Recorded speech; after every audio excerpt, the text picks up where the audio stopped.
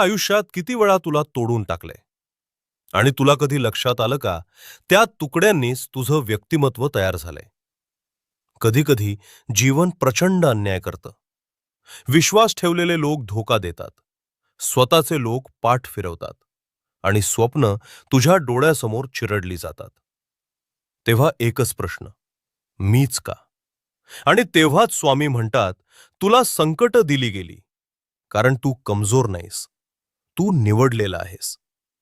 सर्वात काळोख रात्रीच सर्वात तेजस्वी तारे जन्माला येतात. आज तू जिथे उभा आहेस ते तुझं शेवटचं ठिकाण नाही, हा तुझा टर्निंग पॉइंट आहे. दुःख जे झालं ते तुझ्यावरचा भार नव्हता, तो तुझा ट्रेनिंग होता.